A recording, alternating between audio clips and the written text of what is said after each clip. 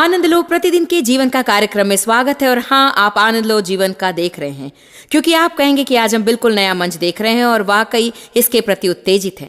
प्रभु ताजी और नई वस्तु पसंद करता है और जॉयस मेयर मिनिस्ट्रीज में हम समकालीन रहना चाहते हैं। आज अपने मित्र को अतिथि के रूप में देखकर मैं खुश हूँ, जो न केवल मेरे अच्छे दोस्त हैं बल्कि संसार भर को प्रभावित करने वालों में से हैं, Joel Austin. Joel Austin Houston Texas में लेकवुड चर्च के सीनियर पास्टर हैं। हर हफ्ते लगभग 28,000 लोग एकत्रित होते हैं। ये अमेरिका के विशाल और अत्यधिक विशिष्ट कलीसियाओं में से एक है। जोएल का टेलीविजन कार्यक्रम संसार भर में प्रसारित होता है और उनके पुस्तक your best life now 7 steps to living at your full potential New York Times की सबसे अधिक बिकने वाली पुस्तकों में सर्वोपरि है।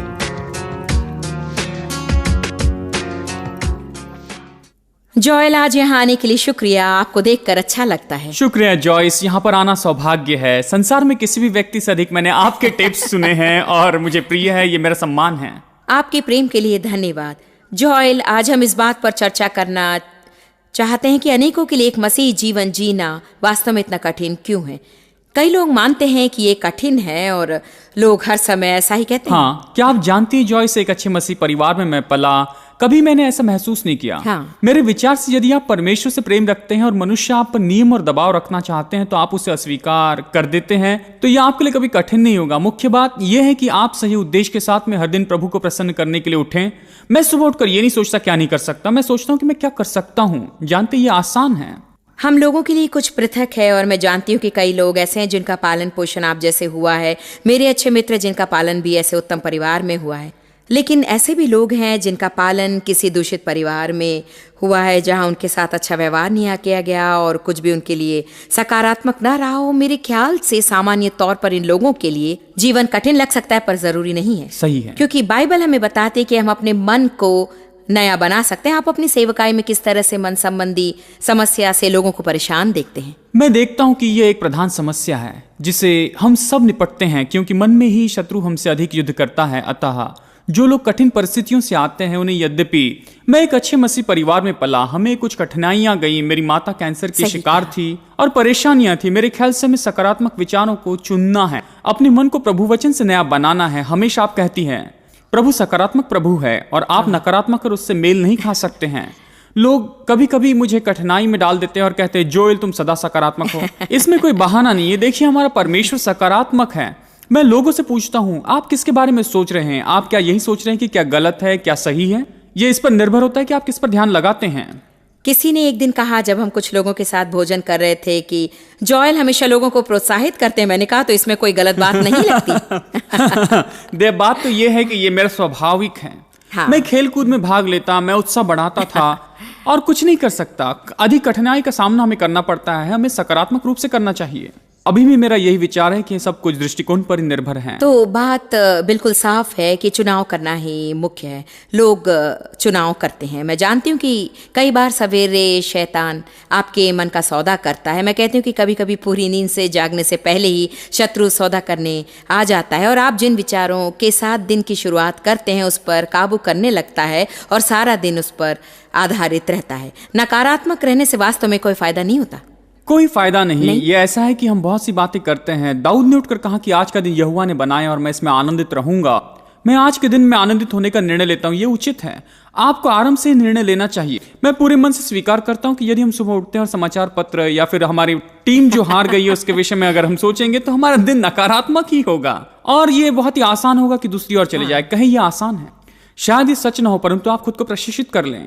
जैसे कि आप गहरे तट के बारे में कहते हैं, मैं उदाहरण देता हूं कि यदि आप यह जानने की कोशिश करें कि ये विचार कहां से आया है, मैं आज इतना नकारात्मक क्यों हूं, मैं इतना अविश्वासी क्यों हूं, आप ये कह सकते हैं कि मैं इन बातों को छोड़ दूंगा और अच्छी चीजों के पीछे ध्यान लगाऊंगा। सचमुच ये है कि हम जिंदा हैं, हम तंदुरुस्त हैं। एक दिन मैंने विक्टोरिया से कहा कि हमारी बहुत कम समस्याएं हैं, समस्याएं कम हैं, हमारे बच्चे तंदुरुस्त हैं, रहने के लिए अच्छी जगह है, हम एक महान देश में हैं, कृतज्ञ होने के लिए बहुत कारण है। बिल्कुल सही। मेरे ख्याल से एक बात जिसके प्रति लोग नकारात्मक होते हैं वो है खुद के बारे में। लगता है शत्रु लोगों से सदा ये कहते रहने की कोशिश करता है कि उनकी क्या गलती है, और मुझे इससे निपटना पड़ा और मैंने अपने जीवन में इसका सामना किया, क्योंकि मेरा पालन पोषण एक नकारात्मक वातावरण में हुआ। मेरे पिता ने मेरा बलात्कार किया, जिसकी वजह से मैं दोष भाव, संकोची स्वभाव और दंड के योग्य होने के विचार से जीती रही। और आज मैं अपने दर्शकों को इस विषय में ये समझाना चाहती हूँ कि उन्हें अपने आप के बारे में हर छोटी बात पर सकारात्मक रहने की आदत डालनी बहुत ही ज़रूरी है। जैसे कि छोटी बातों में भी, कल मैंने जूते खरीदने गई और वहाँ पर 2-3 जोड़े मुझे पसंद आए और तुरंत शत्रु मुझ में दोष भाव उत्पन्न करने लगा कि मैं अधिक खर्च कर रही हूँ। लेकिन तब प्रभु ने मुझे याद दिलाया कि देखो, तुम सही जगह पर हो जहाँ तुम कम दाम में खरीद रही हो। इसलिए ये फिजूल खर्ची नहीं है। तुम और भी जूते खरीद कर दूसरों को दे सकती हो। इसलिए शैतान को तुम्हें दोषी ठहराने का मौका बिल्कुल मत दो। मुझे अक्सर ऐसा लगता है कि हर विषय में शैतान आपके जीवन की खुशी चुराने में तुला रहता है और आपको लगता है कि एक मसीही होना बहुत बहुत बहुत कठिन। मेरे ख्याल से ये बात सही है। बाइबल कहती है कि शैतान भाइयों पर दोष लगाने वाला है। आप बाहर जाकर 10-15 लोगों की मदद करें और फिर भी आप दोषी पाएंगे कि आपने किसी की मदद नहीं की है। और देखिए, वो इसके विषय में ज्यादा काम करता है। और जैसे आपने कहा कि अपनी कमजोरियों पर ध्यान नहीं देना चाहिए, सब में कमियां होती हैं। मैं आपकी कुछ कमजोरियों को जानना चाहती हूँ क्योंकि ऐसा नहीं लगता कि आपकी कोई कमजोरियां हैं। नहीं तो जब विक्टोरिया यहाँ आएंगी तो मैं उनसे पूछ लूंगी। हाँ, मैं उसे बताने दूंगा। हम में बहुत सी कमियां होती हैं, परंतु एक बात जो मैंने देखा है, जिसके बारे में आप बहुत कुछ सिखाती है। आप कहती कि अपने खुद के बारे में आपको सकारात्मक अंगीकार करना है। यदि वो आपके मन में ही क्यों ना हो, आपको उसे अपने मुंह से कह देना चाहिए। क्या आप जानते हैं, मैं इसके बारे में सोचता फिरता था जब मेरे पिताजी की मृत्यु हो गई। उसके बाद में मुझे लगा मैं पिताजी के समान अधिक वचनों का उपयोग नहीं कर रहा हूँ। जानते हैं, मेरा व्यक्तित्व सिर्फ इतना ही है कि दैनिक जीवन के विषय में कहूँ। फिर एक समय आया जब मैंने बातों को स्पष्ट करने के लिए वचनों का उपयोग किया, क्योंकि मुझे लगा कि मुझे जरूरी है, मैं प्रभु का सेवक हूँ। परंतु ऐसा कोई कानून नहीं कि प्रवचन में हमें इतनी वचनों का उपयोग करना चाहिए। छोटी सी बात को लेकर मैं उसे समझाता हूँ। मैं दोषी महसूस करने लगा। मैंने उसे बदलने की कोशिश की। जब आप अपनी कमियों के होते हुए भी जीना आरंभ करते हैं तो आप अपनी गलतियों के बावजूद भी प्रभु के अनुरूप में बदलते हैं। मैं पापियों के विषय नहीं कह रहा हूँ। या कुछ मैंने फैसला किया कि शायद मैं अपने पिताजी की तरह प्रभावशाली रूप से न बोल सकूं, उनकी तरह नहीं कर सकूं, परंतु प्रभु ने मुझे वैसा बनाया और शायद मेरी सफलता का यही एक कारण है। प्रभु ने मुझे जैसा रहने के लिए बनाया है, मैं उसके प्रति वफादार हूं। मैं इससे सहमत हूँ। सच है कि आपके पिता की मृत्यु के 2 हफ्ते बाद मैं आपके चर्च में थी, जब आप परमेश्वर का मार्गदर्शन पाने व उसे लोगों के लिए वचन प्राप्त करने के विश्वास से बैठे हुए थे, क्योंकि उन्होंने आपको इस कलीसिया की जिम्मेदारी लेने को कहा था। और मुझे याद है और यकीन है कि आप लोगों से ये भी कहते हैं कि आप बिल्कुल डरे हुए थे और आप ठीक से ये भी नहीं जानते थे कि आपको क्या करना है या फिर क्या आप उसे कर सकते हैं। और आपने इतना महान काम किया है। मैं हर बार लोगों से यही कहती हूँ कि मेरे ख्याल से जोएल की महान सफलता का एक कारण यह है कि लोगों को एक निश्चित सांचे में ढले रहने के लिए उन पर जो दबाव डाला जाता है उससे वे प्रभावित नहीं होते हैं। वास्तव में एक प्रचारक या आराधना अगुआ या पासवान की पत्नी होने का निश्चित ढांचा नहीं होता। सचमुच कभी कभी हमें अपनी असलियत बनाए रखने के लिए शैतान से लड़ना पड़ता है। कई बार लड़ाई लड़नी पड़ती है। ये एक संघर्ष है। जैसे कि आपने कहा है कि लोग आपको एक बक्से में बंद करते हैं और आप पर आलोचना करते हैं कि आपने ये किया है या आपने वो नहीं किया है, और आपको तो अपने हृदय को बस परखना चाहिए। हर सुबह मैं उठकर कहता हूँ, प्रभु क्या मैं सही बात कर रहा हूँ? मुझे क्या करना चाहिए? क्या मेरे विचार सही है? प्रभु के सामने क्या मेरा हृदय शुद्ध है? आप इस विषय में बहुत बातें करते हैं कि यदि चीजें न बदलें तो आपको ताजी वस्तु न मिले तो वो अरुचि की हो जाती है। ये तो सुंदर सेट है।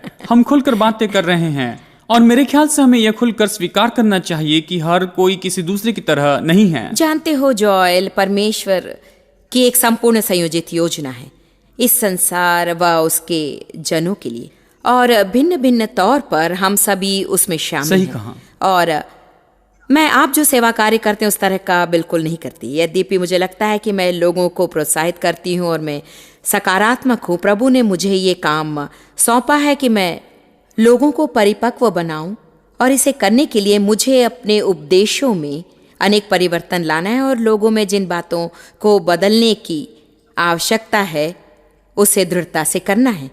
नहीं तो प्रभु प्रसन्न नहीं होगा।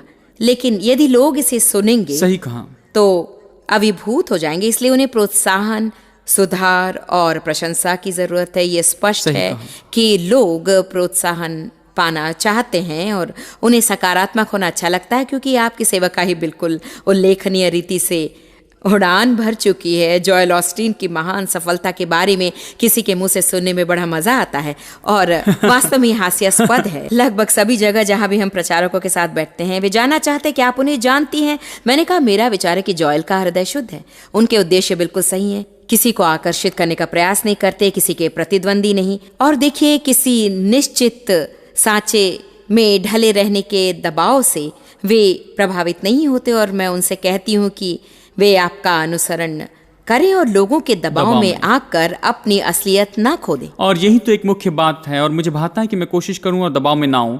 और रिपोर्टर ने मुझसे पूछा कि ये सब क्या है। मैंने कहा, मैं आपको सिर्फ एक ही बात कह सकता हूं, शायद ये प्रभु का अनुग्रह है। ऐसा हो सकता कि मेरे पिताजी ने जो 30-40 वर्षों तक सेवा की, उसका ये सम्मान है, और प्रभु ने सेवकाई को दबने नहीं दिया। कभी नहीं सोचा कि ये इतनी ऊंची उठेगी, मैंने कभी नहीं सोचा कि मैं सेवा करूंगा। ये बात बिल्कुल सच है कि हमें ये जानना जरूरी कि हम क्या हैं। मुझ में कई कमियां हैं, पर मैं उन पर ध्यान नहीं देता। हमें उन बातों पर ध्यान रखना है जो प्रभु ने अच्छी दी हैं। उसने मुझे मुस्कान दी, खुशी दी है। हम कुछ बातें सुधार सकते हैं, हम बढ़ रहे हैं। हम वो नहीं है जो बनना चाहते, परंतु हम वो भी नहीं है जो पहले हम थे। हाँ, मैं जानती हूँ कि आज बहुत से ऐसे लोग इस कार्यक्रम को देख रहे हैं जो वास्तव में आज़ादी चाहते हैं कि वे ही बने रहें।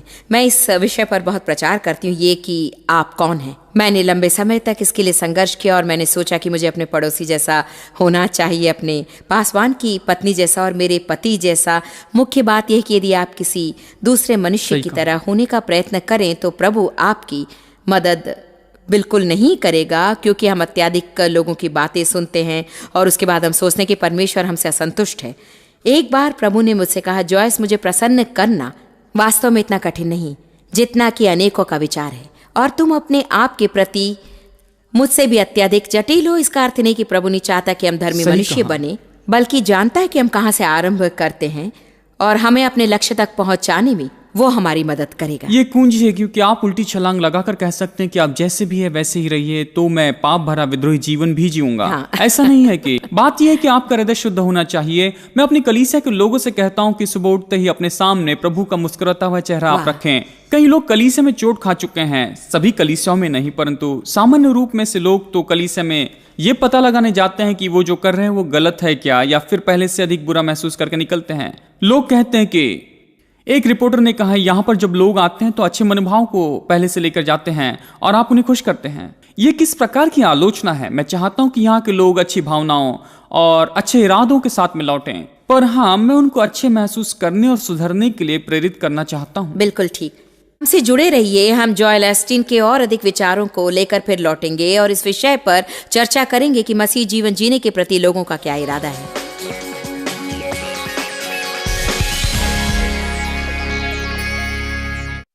मैं अपने मित्र और अधिक बिक्रीय पुस्तक your best to life now के लेखक जॉयल ऑस्टीन के साथ हूँ। जॉयल, हमारे कार्यक्रम के प्रथम आधे भाग में आपने सचमुच अच्छी बातें मुझे बहुत आनंद आ रहा है। अधिक सेवा का मुझे मौका मिला है। बुलाने के लिए धन्यवाद। कई लोगों को लगता है कि मसीही जीवन जीना बहुत ही मुश्किल होता है।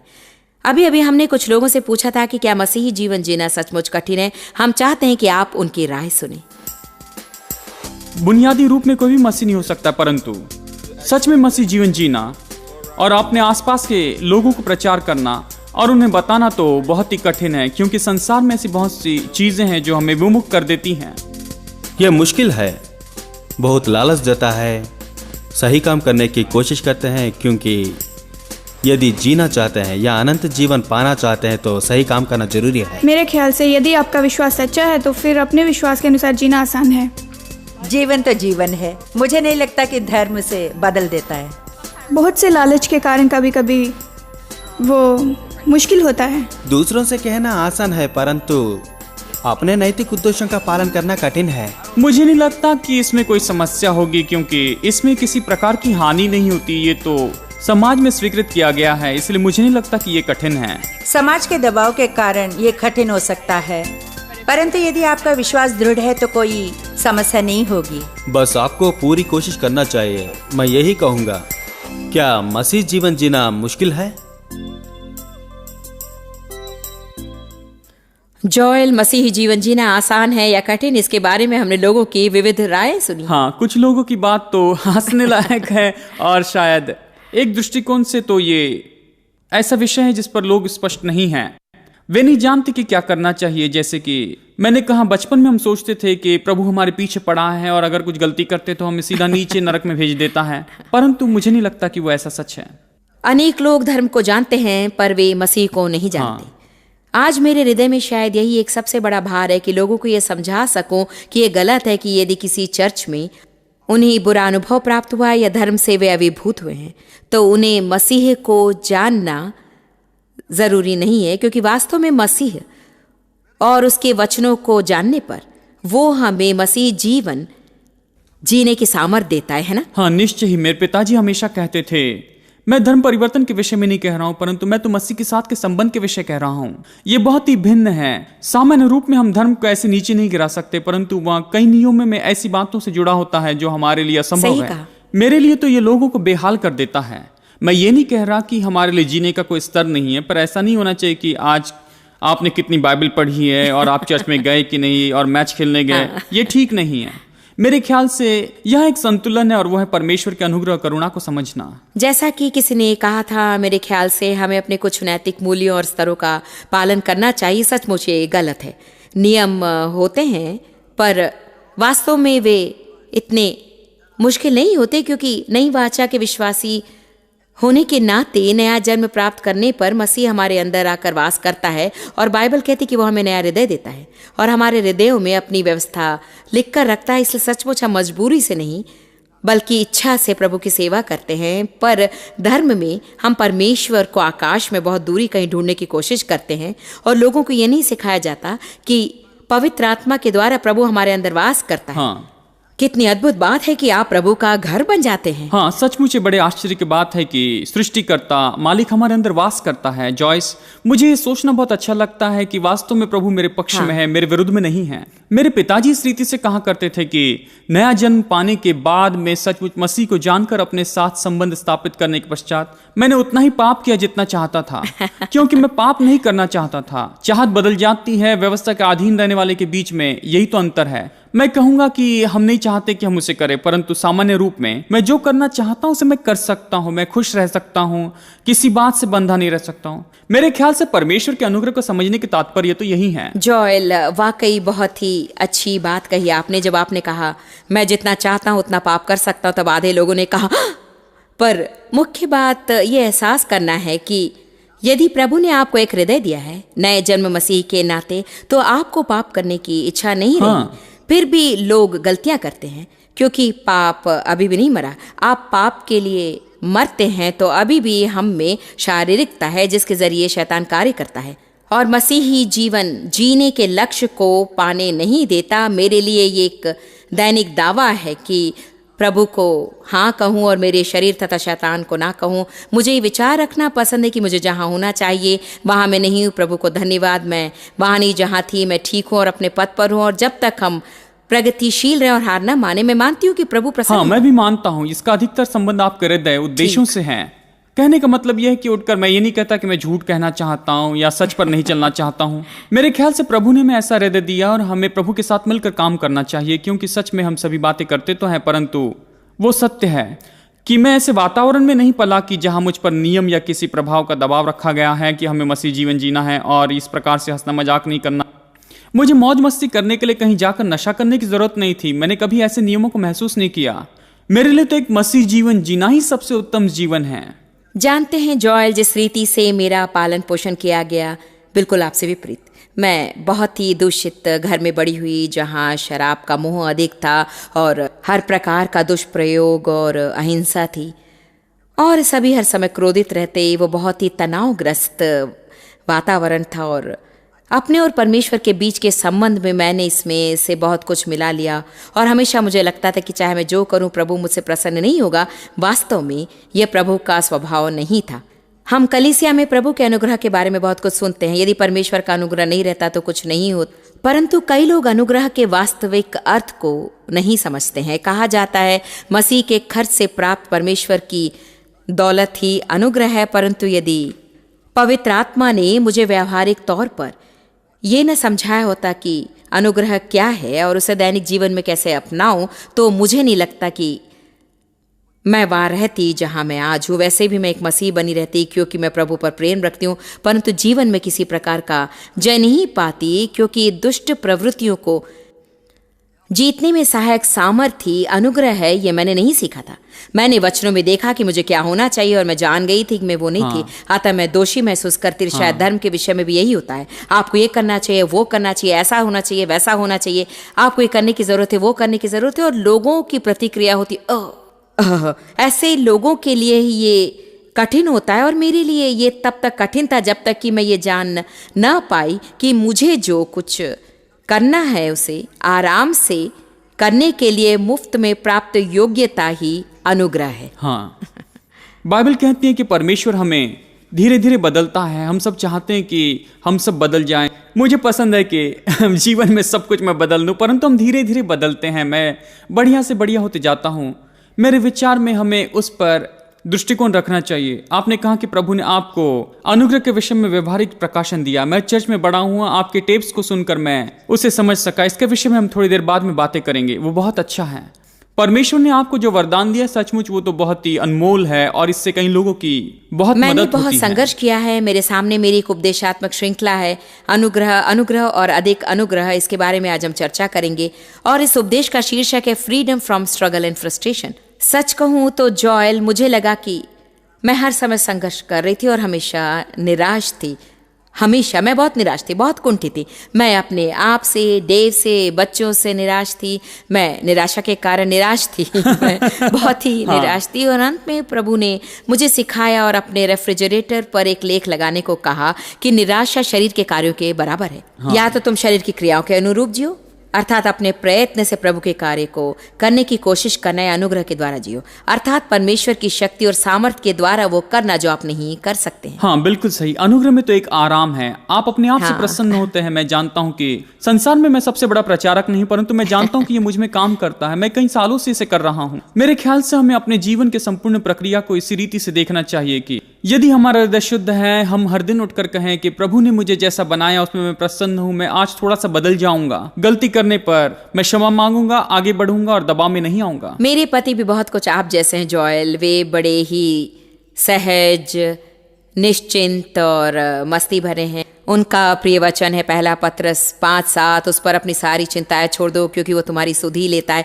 वास्तव में मैं अभी उतनी बुरी नहीं जितना कि पहले थी, लेकिन मैं हमेशा कहीं ना कहीं बेचैन पड़ी रहती थी और हर एक विषय के लिए परेशान होती। कुछ सालों तक डेव को शांतिपूर्ण देखने के पश्चात मैंने ये एहसास किया कि मैं ही बेकार में चिंता करती और वे शांत रहते थे और हमेशा प्रभु साथ रहता था क्योंकि वो सच्चा है। इसीलिए प्रभु के कार्य करने के लिए प्रतीक्षा करते हुए डेव बड़े आनंदित रहते और मैं सदा चिंतित दुखी रहा करती थी। वास्तव में ये एक फैसला है, परंतु शायद वे लोग जिन्हें खुद का ख्याल रखने में बहुत समय बिताना पड़ता है। वैसे मेरे जीवन में मेरी देखभाल करने वाला कोई नहीं था और मैं अक्सर डरी हुई रहती थी। ये बहुत ही महत्वपूर्ण है कि लोग अपने बच्चों को कैसे पालते हैं। यदि छोटी उम्र से ही वे उन्हें समझाने लगते हैं कि प्रभु उनसे प्रेम रखता है और यद्यपि वे गलत काम करें, उनसे कहें कि वे भले हैं और जरूरत पड़ने पर वे प्रभु से मदद मांग सकते हैं। इससे बहुत फर्क पड़ता है ना। हाँ, बड़ा फर्क पड़ता है। ये मुख्य बात है कि हमारी परिस्थितियां भिन्न हैं। मेरा पालन पोषण बड़े प्रेमी पिता ने किया है और सभी अध्ययन यही बताते हैं कि बच्चे अपने माता पिता के बीच के संबंध को आधार मानकर परमेश्वर से संबंध स्थापित करते हैं। तो मेरे पिताजी प्रेमी थे। हमारे कुछ नियम थे पर वे प्रेमी थे, हमारी गलती को सुधारते थे, जो कि बहुत ही महत्वपूर्ण है। मैं जानता हूं कि कोई माता पिता बिछड़े हैं, परंतु यदि आप बच्चों की देखभाल करने वाले पिता हैं तो जरूरी है कि आप ऐसा व्यवहार करें जैसे प्रभु के बारे में सोचते हैं। जोएल, मुझे खुशी है कि कल भी आप हमारे संग होंगे और विक्टोरिया भी हमारे कार्यक्रम में शामिल होंगी। फिलहाल मैं अपने दर्शकों को शिक्षण सामग्री के बारे में बताना चाहती हूँ और ये एक ऐसा अवसर है जिसे आपको खोना नहीं चाहिए।